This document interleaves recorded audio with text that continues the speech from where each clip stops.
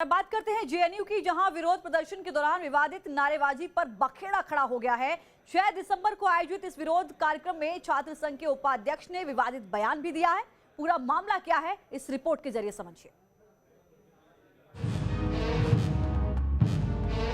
JNU छात्र संघ के उपाध्यक्ष का विवादित बयान। बाबरी मस्जिद को गिराना was in violation of the law and it जो जहां तक मुझे याद है कहा गया कि देश के सेकुलर इथॉस पे एक बहुत बड़ा हमला था। प्रदर्शन के दौरान की गई नारेबाजी। आज के समय भी कहीं पे भी इंसाफ नहीं मिल पाया है, कोई भी दोषी को आज तक सजा नहीं मिल पाई है। अदालत के फैसले पर भी उठाए सवाल। सरकार की तरफ से बाबरी मस्जिद को फिर बनाने के लिए एक ये पहल किया जाए। इन बयानों से देश के सबसे प्रतिष्ठित शिक्षण संस्थानों में गिना जाने वाला जवाहरलाल यूनिवर्सिटी एक बार फिर विवादों में है। वामपंथ का सबसे बड़ा गढ़ माना जाने वाला जेएनयू में बाबरी के समर्थन में नारे लगे और इसे दोबारा बनाने की मांग भी उठाई गई। विवादित बयान देने का आरोप छात्र संघ के उपाध्यक्ष साकेत मून पर लगा है। सिर्फ हमारा मानना नहीं है कि गलत तोड़ा गया, तो सुप्रीम कोर्ट का जो जजमेंट आया 2019 में उसमें बात लिखा गया है कि बाबरी मस्जिद को गिराना was in violation of the law and it जो जहाँ तक मुझे याद है कहा गया कि देश के सेकुलर इथॉस पे एक बहुत बड़ा हमला था। और जब सुप्रीम कोर्ट ने बात कही, ये बात कहीं से छुपी हुई नहीं कि बाबरी मस्जिद को गिराना गलत है। और आज भी 1992 में ये घटना घटी, आज 2021 है। इतने साल बीत जाने के बावजूद आज भी हम देखते हैं कि जो भी लोग इसमें जिनके ऊपर में आरोप था इस घटना को अंजाम देने का, इस घटना को प्लान करने का, आज के समय भी कहीं पे भी इंसाफ नहीं मिल पाया है, कोई भी दोषी को आज तक सजा नहीं मिल पाई है। दरअसल जेएनयू छात्र संघ ने 6 दिसंबर की रात एक प्रोटेस्ट मार्च निकाला था। 6 दिसंबर 1992 में अयोध्या में विवादित ढांचा गिराए जाने के खिलाफ ये प्रदर्शन किया गया। इसमें ढांचा गिराए जाने को लेकर गलत बताते हुए यहां बाबरी मस्जिद दोबारा बनाने की मांग की गई। आरोप है कि इस दौरान मस्जिद बनाने के समर्थन में नारेबाजी की गई, साथ ही कई विवादित नारे भी लगाए गए।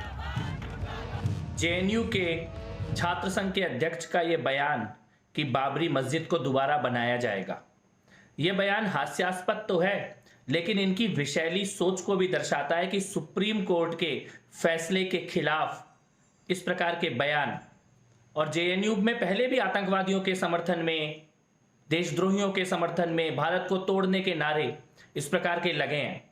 मैं ये बता देना चाहता हूं कि बाबरी को दोबारा बनाने का सपना कोई देखने की गलती ना करे। 47,000 हिंदू मंदिरों को तोड़ा गया इस देश में। 47,000 पाप कर्म हुए हैं, उनमें से अभी केवल एक का पाप उतरा है। जेएनयू कैंपस में विवादित नारेबाजी और बयानबाजी को लेकर विरोधी छात्र संघ से जुड़े नेता इस पर आपत्ति जता रहे हैं।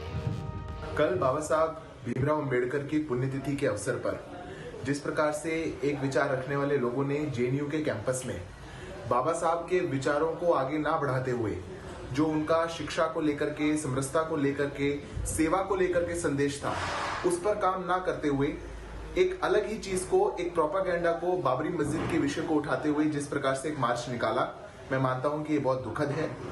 मैं मीडिया से भी अपील करना चाहता हूं कि जो लोग, जिनका ग्राउंड पर कोई अस्तित्व नहीं है, जो बाबा साहब के संदेश को लेकर के समाज में किसी प्रकार का बदलाव नहीं कर सकते, किसी प्रकार की सेवा नहीं कर सकते, वो मात्र मीडिया हाईलाइट के लिए जैसे प्रोपागेंडा के विषयों को उठाते हैं। जिस तरह एक बार फिर जेएनयू में छात्र संगठन के नेता विवादित बयान देकर शिक्षा के मंदिर को विवादों में घसीट रही हैं, उससे सियासी बखेड़ा खड़ा होना तय है।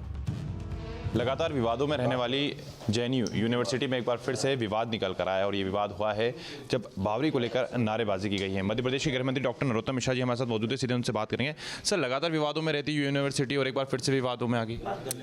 ये सोच का विषय भी है और शोध का विषय भी है, और ये चिंता का विषय भी है और चिंतन का विषय भी है कि आखिर जेएनयू में ही क्यों होता है। देश में और यूनिवर्सिटी नहीं है?